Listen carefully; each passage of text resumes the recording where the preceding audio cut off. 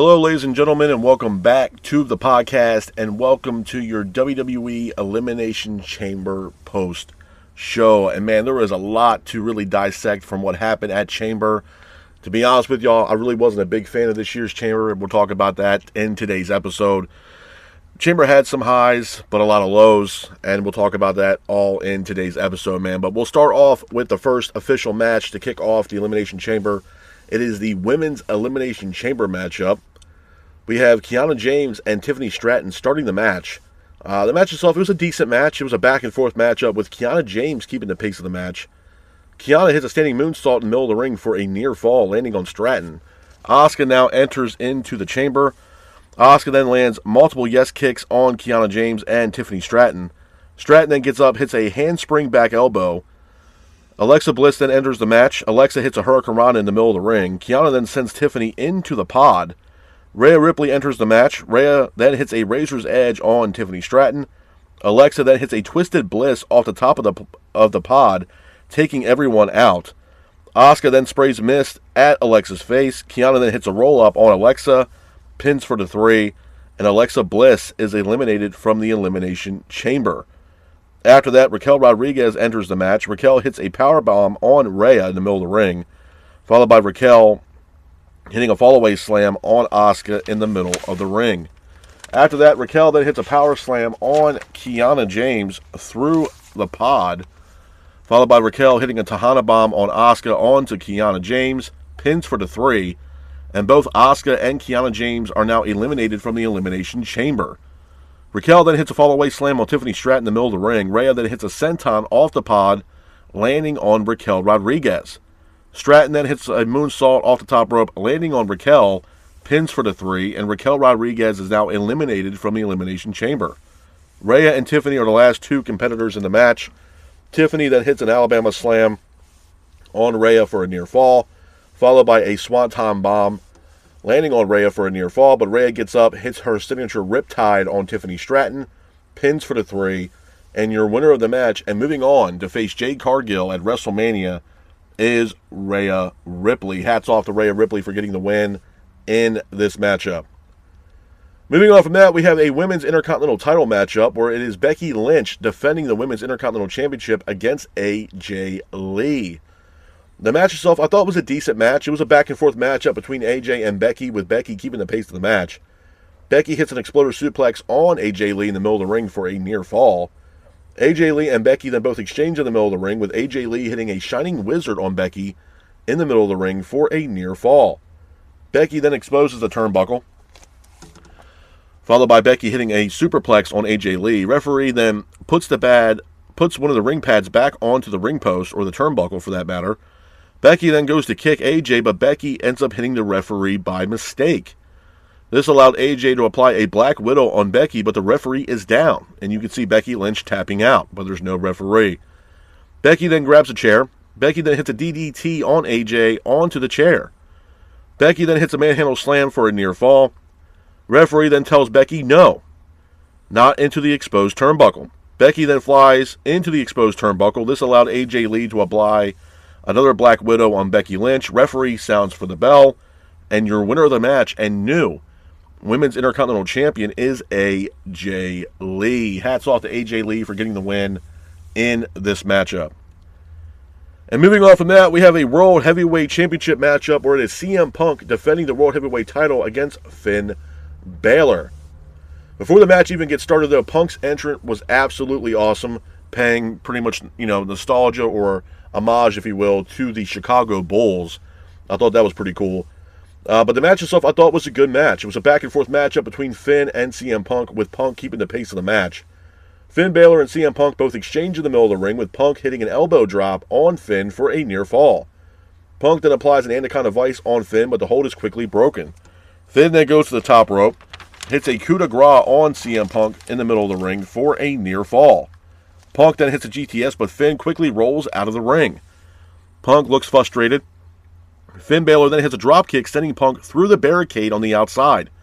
Finn then goes for a coup de grace on CM Punk, but Punk counters it with a sharpshooter in the middle of the ring. But the hold is quickly broken. Punk then hits another GTS on Finn Balor, pins for the 3, And your winner of the match, and still World Heavyweight Champion, is CM Punk. Hats off to CM Punk for getting the win in this matchup. Moving on from that, we finally get the mystery reveal of who is in the box, or the crate for that matter, that we've been seeing on Monday Night Raw and Friday Night SmackDown, which it said on the box, or crate for that matter, that do not open until February 28th, 2026. So we finally get the reveal of who the hell, or what the hell this is in this box or crate. And inside that box, or crate for that matter, is none other than the debut of Danhausen. Danhausen comes out to the ring. He has a cup of teeth, if you will. He puts it on Michael Cole's part of the announce table. And then Danhausen gets in the middle of the ring. The lights go out, and Danhausen disappears. Now, Danhausen also came out to the ring in a abundance of boos from the Chicago crowd. So it looks like a lot of fans were not happy, or thrilled for that matter, to see the debut of Danhausen. We'll talk more about that at the end of this episode. And moving on from that, we go into our main event of the Elimination Chamber. It is the men's Elimination Chamber matchup. I thought it was a good match. It was a back-and-forth matchup with Rhodes and Evans starting the match. Evans is keeping the pace of the match, with Evans hitting a Hurricane Rana in the middle of the ring. Trick Williams enters the match.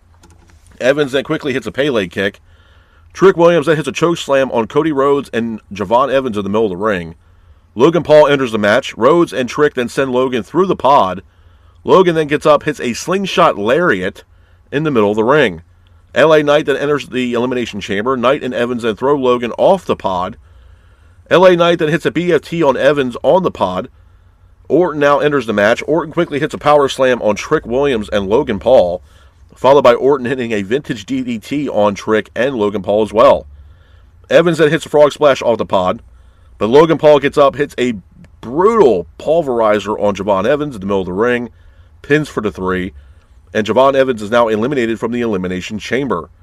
LA Knight then hits a Death Valley driver in the middle of the ring for a near fall, followed by a botched elbow drop from LA Knight. LA Knight then hits a BFT on Trick Williams, followed by Logan Paul hitting a low blow on LA Knight, pins for the 3, and LA Knight is now eliminated from the Elimination Chamber. Cody Rhodes then hits a crossroads on Trick, but then Logan Paul throws out Rhodes, goes for the cover, pins for the 3, and Trick Williams is now eliminated from the Elimination Chamber. Then out of nowhere, a masked person enters the chamber, but ended up being a nobody, or at least revealed as a nobody. After that, another masked assailant comes into the ring, and this masked assailant ends up hitting a foot stomp on Logan Paul.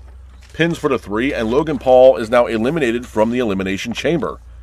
After that, the masked person, or masked assailant, is finally revealed as none other than Seth Rollins. Seth Rollins finally comes back to WWE after a lengthy timeout with injury. Rhodes and Orton are the last 2 remaining competitors in the match, but Drew McIntyre comes out of nowhere and attacks Cody Rhodes. Rhodes then gets up, tries to get some offense in on McIntyre, but this allowed Orton to hit an RKO on McIntyre, and Rhodes to hit a crossroads on Drew McIntyre. After that, Orton then quickly turns around, quickly hits an RKO on Cody Rhodes in the middle of the ring, pins for the 3, and your winner of the match, and pretty much moving on to WrestleMania to challenge Drew McIntyre for the Undisputed Championship, is none other than the Viper himself, Randy Orton. So we will get Randy Orton versus Drew McIntyre at this year's WrestleMania. Couple of things I want to talk about with you guys, man, when it pertains to the Elimination Chamber before I get the hell up out of here. Number one, was it a good event? No, it was not. I thought the Elimination Chamber was utter shit. To be honest with you, man, I thought it was brutal. To be honest with you, I have not seen a chamber this bad in quite some time. Both the men's and women's Elimination Chambers were probably the 2 best matches on the card, or probably 2 worst matches on the card, that were absolutely all over the fucking place, to be honest with you. I mean, if we're going to start with the women's chamber match, bro, I don't know what it is with the predictability, especially going to have these qualifying matches for the chamber, and then we get to the chamber, and it's the most predictable chamber probably that I've ever seen from either the men or the women since the Elimination Chamber has been a thing. It was so goddamn predictable, man, to be honest with you. And I understand people are going to have their gripes about this, as far as people saying, well, you got to feed the hot hand, man. Rhea Ripley's the biggest star in this chamber, and with Rhea winning, it's going to bring the best out of Jade Cargill. I'm going to be honest, man. Jade Cargill hasn't done shit in her main event run, in her WWE run. She has not done a goddamn thing. She's had, one or maybe two title defenses in over 100 days with that women's title. She barely even defends it. She spent more time on Friday Night SmackDown parading around backstage and not doing shit than actually being a part of SmackDown and actually having a goddamn match. And even during this chamber, you can see Jade Cargill standing in a skybox, if you will, watching on as the Women's Elimination Chamber was going on. This is not going to bring the best out of Jade. Jade is done. Jade is probably one of the worst women wrestlers right now on the main roster. For sure. I'm sorry if you're a Jade Cargill fan, but that is the God-honest truth. And I told you guys how I felt about Jade. There was no reason why Jade should have been fast-tracked to the main roster. Because not for nothing, there's other women superstars right now on the NXT roster right now that are way better in the ring than Jade Cargill is. The reason why WWE brought her in to the main roster was a kick in the ass to Tony Khan and the fact that they wanted her to be a main event star. Well, guess what? She's not. Jade Cargill is not. And I think the reason why Jade has that title to begin with was because they were going to try to set up a storyline here between Jade and Bianca Belair, but unfortunately Belair got injured and now requires hand surgery, which she will not make it to this year's WrestleMania. That's the main reason, in my honest opinion, why Jade has that title. Because they were pushing for a storyline here between Jade Cargill and Bianca Belair going into this year's WrestleMania, where Belair would have became women's champion by beating Jade Cargill. But because Bianca Belair is out, the best suitable option now is Rhea Ripley. But I'm also going to say this. It does go to show you how bad the Women's SmackDown division is when you got a Raw superstar competing for the SmackDown Women's Championship.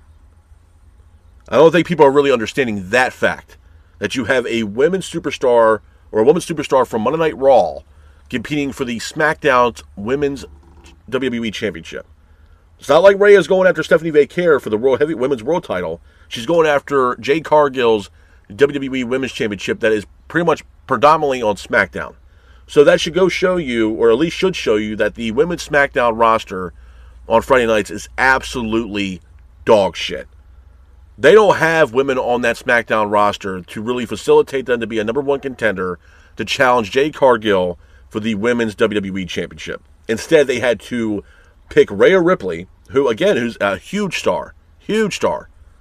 Probably one of the biggest stars in the company right now, but again, a Monday Night Raw superstar to go into the chamber, win the chamber, and now has a match against Jade Cargill for the Women's WWE Championship. Not Stratton, not Raquel Rodriguez, not Kiana James, who's predominantly on SmackDown, which I'll talk about her in a second. We're going to go with Rhea Ripley. Why? Because SmackDown doesn't have the roster to actually have number one contenders to challenge Jade Cargill. And two, Rhea Ripley's you got to feed the hot hand. Rhea Ripley is the biggest star out of the entire match in Chamber.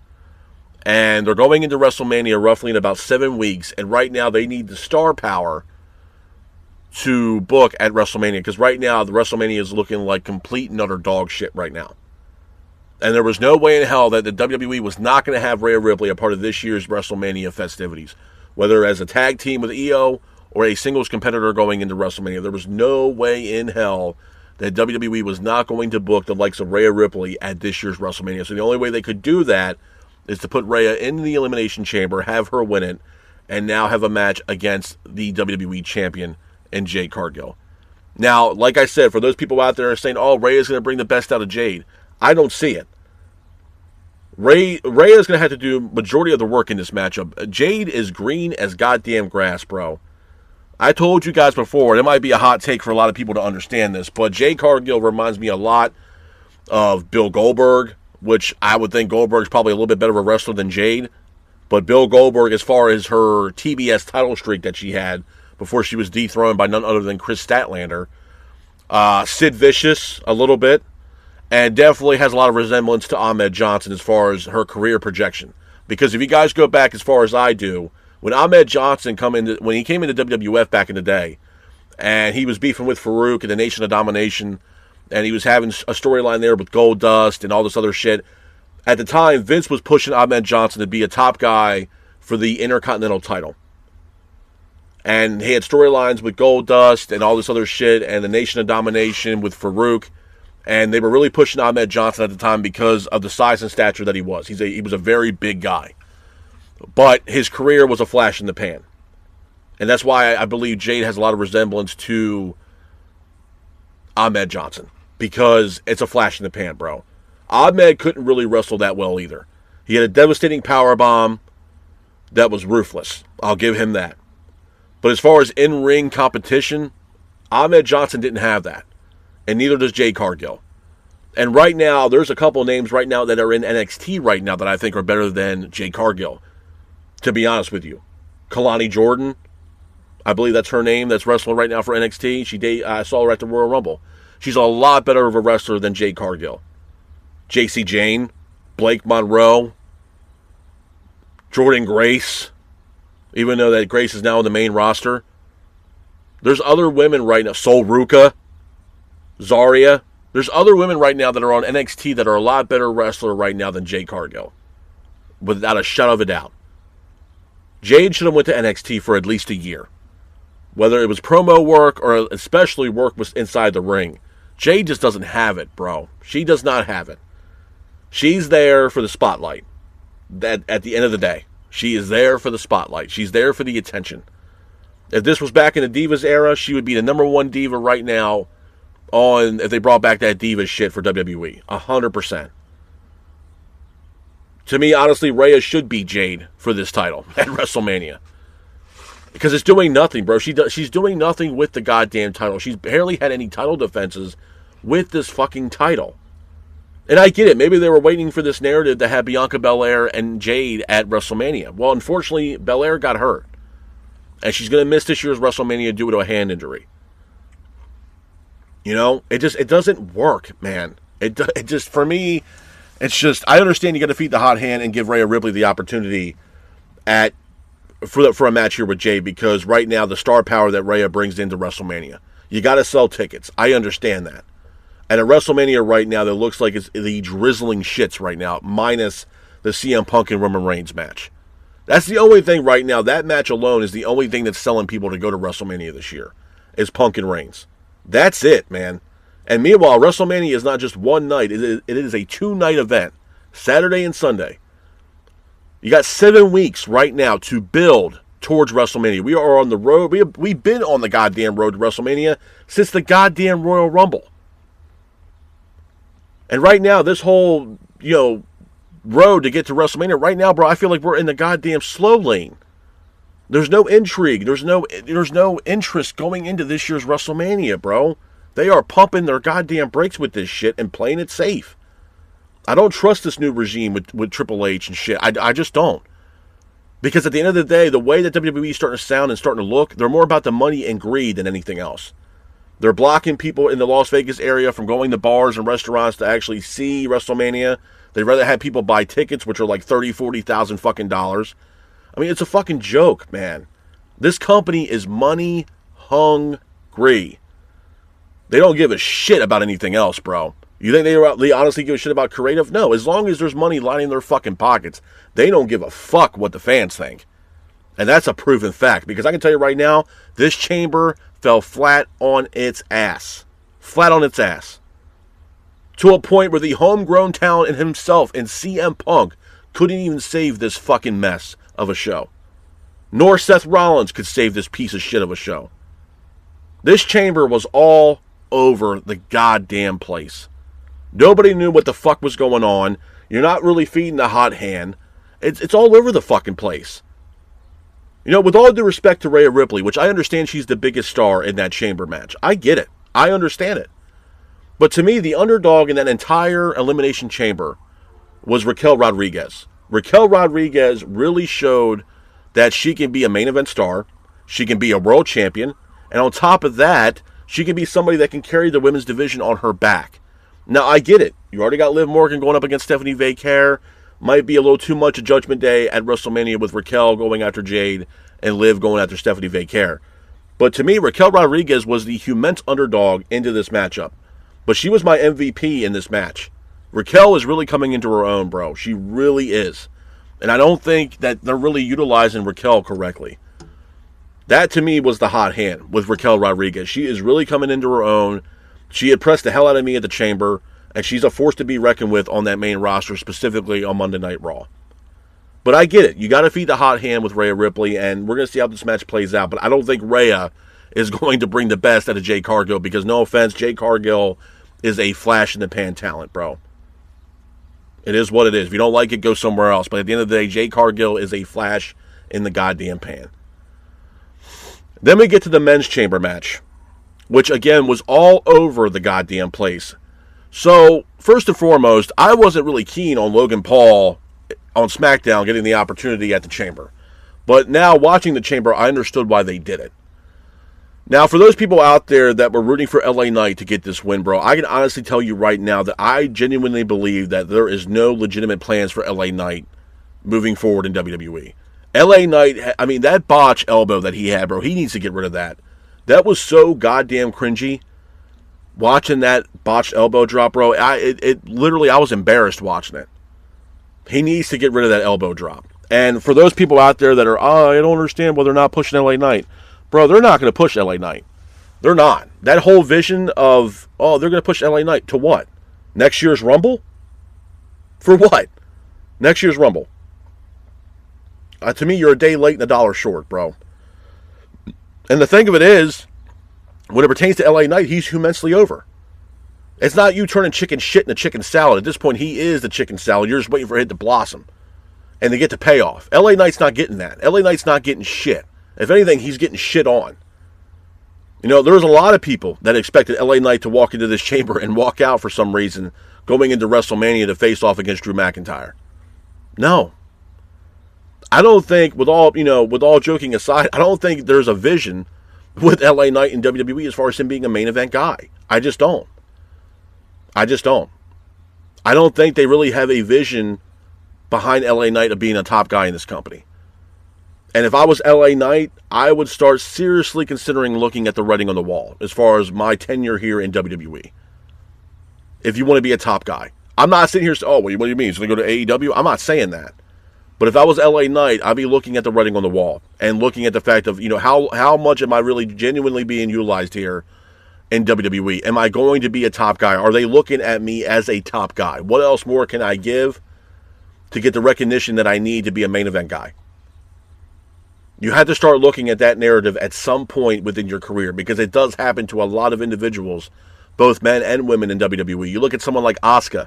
Asuka's not going to be a main event star anymore, bro. She is at the point now where putting over other talent that are coming in from NXT. She's not going to be the Asuka that we all knew of when she was in NXT or when she first got onto the main roster. She's teaming up with Kairi Sane, and that's probably the best they have for Asuka at this point with the Kabuki Warriors. That is it. It's not like Asuka gets a match on every Monday Night Raw. She's usually in a backstage role or some kind of backstage segment promoting the Kabuki Warriors.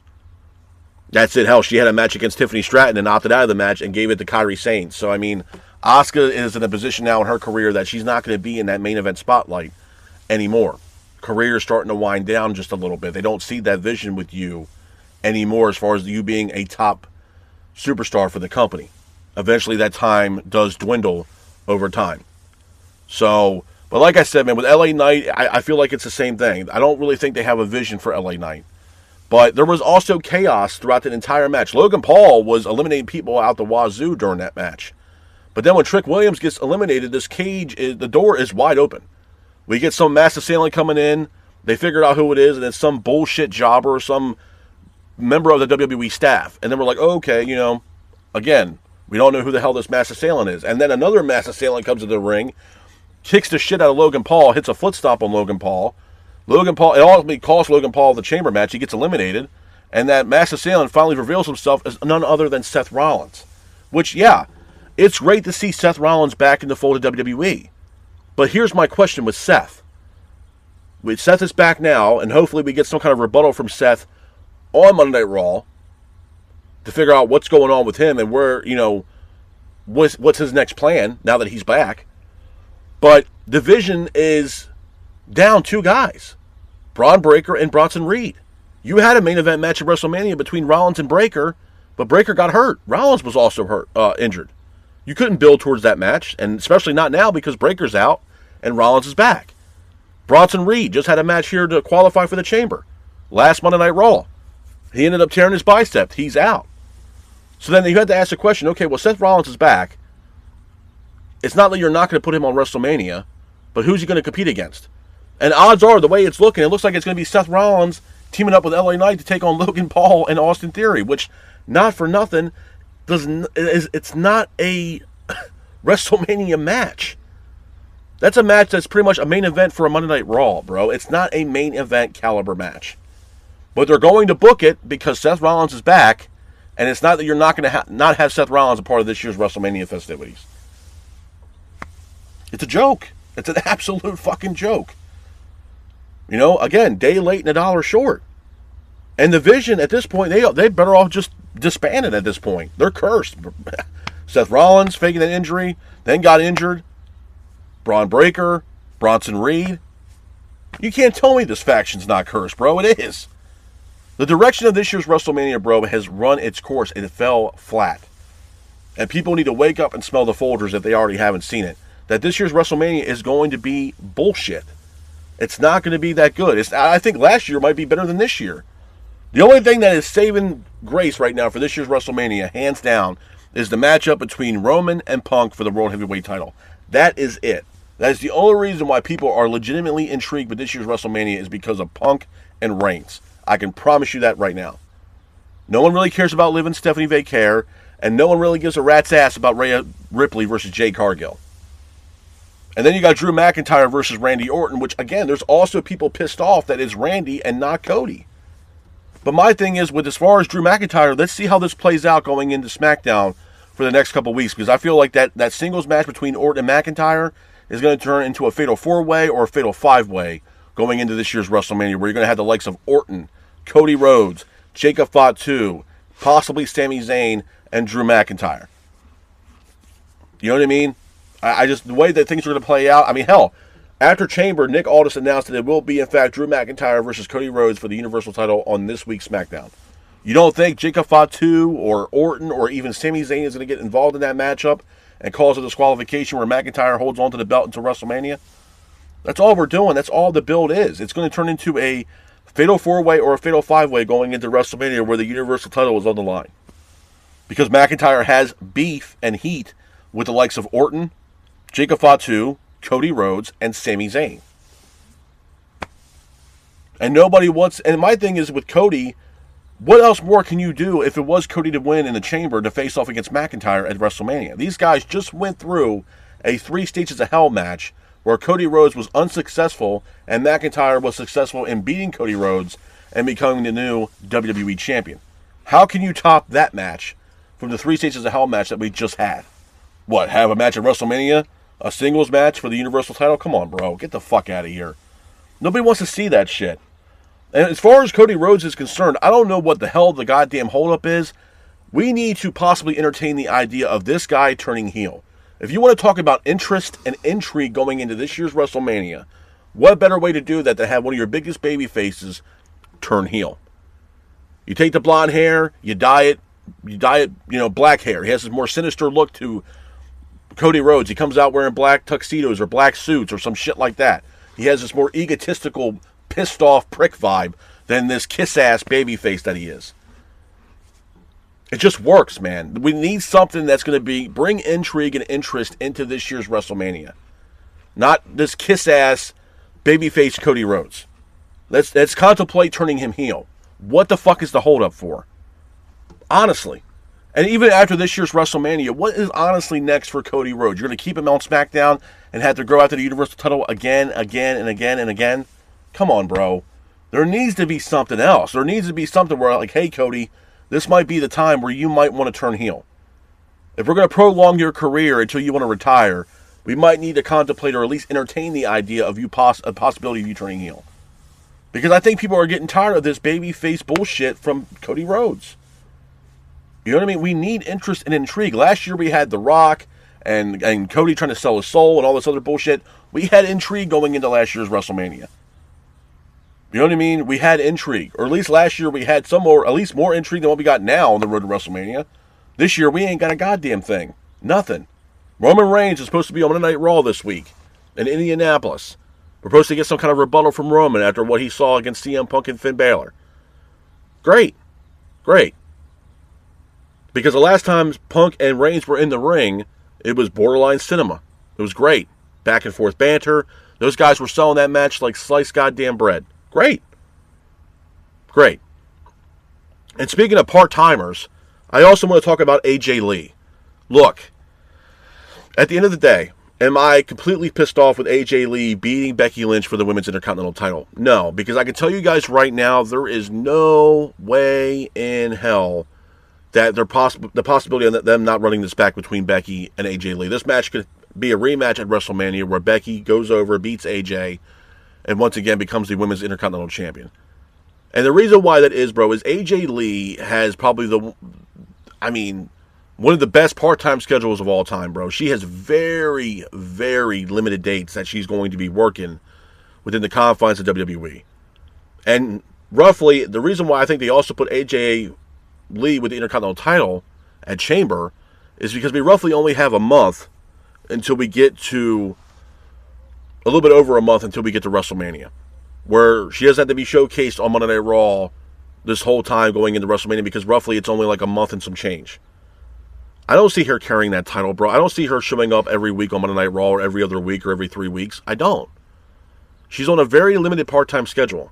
The reason why they put the belt on AJ Lee at Chamber is because we're in Chicago, Illinois.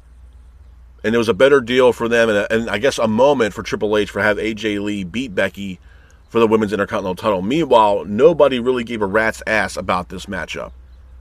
And not for nothing, with all due respect to AJ Lee, that was her first singles match back in over 10 years, bro. She hasn't even had a match up to even be a number one contender for the Women's Intercontinental title. She just automatically granted herself as number one contender. You know what I mean? And again, I'm not saying she was sloppy in this matchup against Becky, but it's just, we're tired of it. You know what I mean? We're done with it. And with AJ, yeah, she's going to hold this belt probably until WrestleMania. More than likely. And then they're going to run it back with her and Becky at WrestleMania. Becky will beat AJ Lee.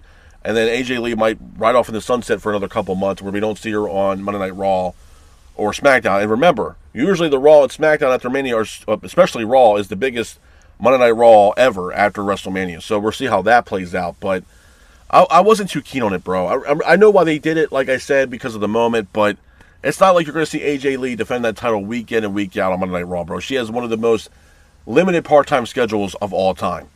Probably worse than Roman Reigns. She's working very, very, very limited dates. The other thing I want to talk about, obviously, is the big elephant in the room, is the reveal of who the hell was behind the person in the box or crate. What the hell was it? Was it something for the WWE game? Was it the return of Chris Jericho? Was it a debut of a new superstar? Well, it was definitely a debut of a new superstar, but a superstar that I don't think anybody really genuinely gave a shit about nor wanted. And that reveal was none other than former AEW superstar Danhausen. Danhausen makes his WWE debut at the Elimination Chamber. I'm going to be honest, man. I don't know who decided. Maybe CM Punk had some words to bring Danhausen in because they're close buddies, they're close friends, and, you know, I'm going to bring you over to WWE at my hometown. We're good friends, yada, yada, yada. I don't really genuinely know what Danhausen brings to the table as far as him being a part of WWE. I really don't. And here's my thing, too, bro. And I am going to say this. You're bringing in a guy, okay, from AEW that literally didn't do jack shit. Now, again, that's also Tony Khan's fault because you weren't booking him in matches. But a guy that was probably the best jobber on the planet at this point, the most notable jobber in the world in Danhausen. He does nothing. All he does is do the whole little curse thing, and that's it. And usually costs that person that he cursed the match or disqualification or some stupid shit like that. Danhausen, I don't know how it's going to benefit Danhausen being a part of WWE, bro. I really don't. On a company that, again, that is very sparingly on their talent as far as how much money they're willing to pay them and keep them around for a long-term deal, you bring in someone like Danhausen who brings what to the table for WWE? It's not like you're going to see this guy wrestle, bro. This guy is going to be backstage, pulling some kind of bullshit, the comedy act, and yada, yada, yada. Maybe he'll have a back-and-forth banner with R-Truth. I mean, there was even some people that were saying that maybe they'll, book Danhausen and R-Truth as a tag team. And they can go after the tag team title. Bro, who wants to see that shit, bro? Honestly. They brought him in as a comedy act for Monday Night Raw. and or if not SmackDown. That is it. He doesn't bring anything to the table. He's not going to be a number one contender for Intercontinental title or the World Heavyweight Championship, bro. He does nothing to bring anything to WWE except for a comedy hour or a comedy skit on Monday Night Raw. It does nothing else for WWE. And not only that, he came out to a rain of boos in Chicago, Illinois. And on top of that, there was even news that came out that literally there was a lot of people within the confines of WWE that actually did not want them to sign Danhausen. It wasn't a for sure thing and a boost of confidence for everybody to be on the same boat to say, you know what, let's bring this guy in. No. There's a lot of backlash from certain individuals within the confines of WWE that were really apprehensive about bringing in the likes of Danhausen, which for those people, you got a brain cell, because not for nothing, it does nothing to your company, bro. It's money down the fucking toilet. It does nothing. Honestly. I don't even think Danhausen can really genuinely wrestle, man, to be honest with you. Maybe they'll push him down to NXT. Great. But if he's on the main roster, bro, there's nothing there for him to do on Raw and SmackDown, man. Nothing. And before I get out of here, too, I want to talk about CM Punk and Finn Balor. I thought it was a good match. Yes, I thought it was a decent match at best. Again, this was a rematch from the match that they had in Ireland between Finn and CM Punk, where Punk got the win over Finn Balor.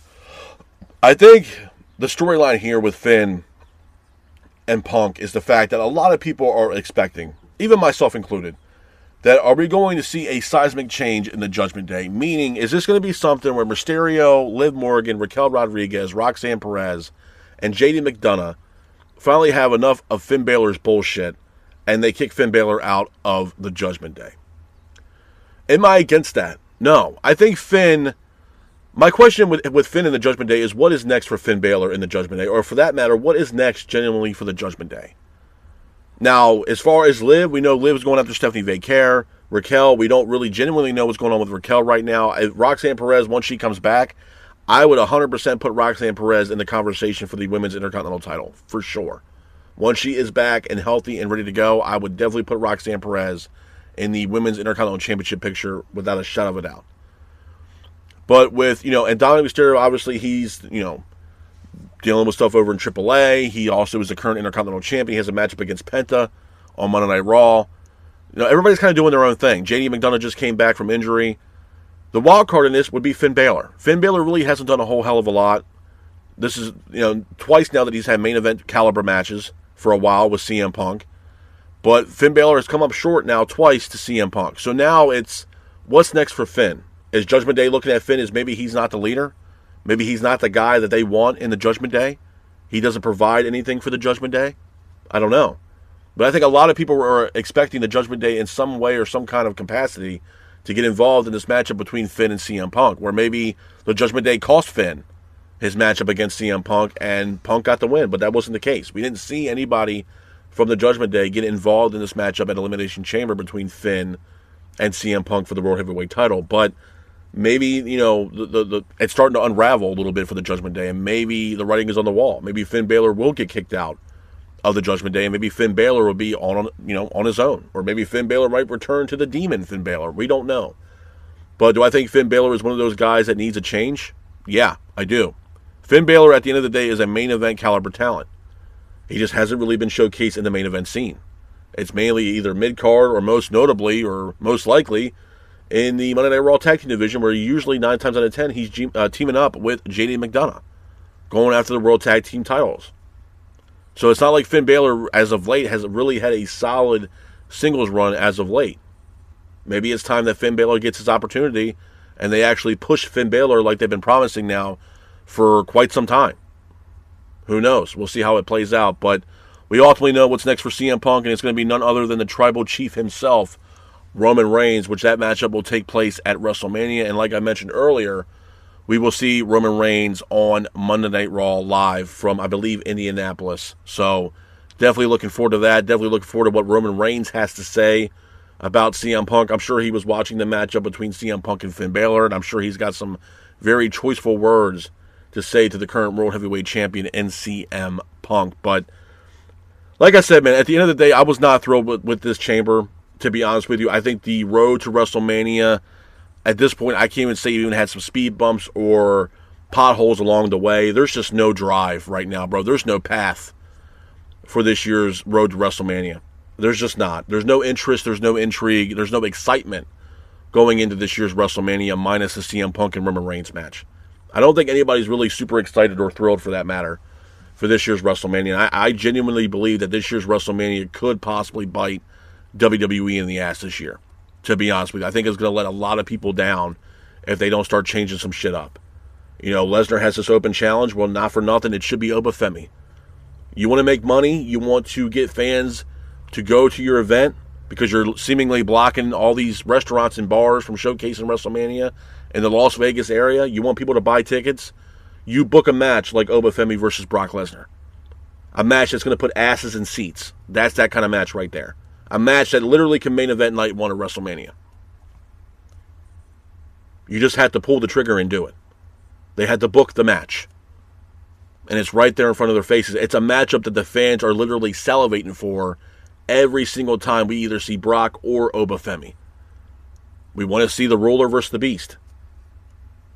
It's a match to make. It is a money match, bro. And again, you already got your main event for night 2 with Punk and Reigns. You can main event night 1 with Brock and Obafemi. If you do it smart and do it correctly, bro. But again, I don't trust the current regime in WWE under Triple H, bro, because at the end of the day, they don't give a shit about the fans. They just care about lining their pockets with money, man. WWE is turning into all about the greed and all about the money, man. They don't give a shit about creative no more. They don't even give a shit about the fans. As long as they have enough money to line their pockets, bro, that's all they give a shit about. And that's why this year's WrestleMania, I know, they got injuries. Trust me, bro, it's not just about the injuries. They're putting on whatever the hell they can to pretty much make revenue, and that's it. They don't give a shit what the fans think, man.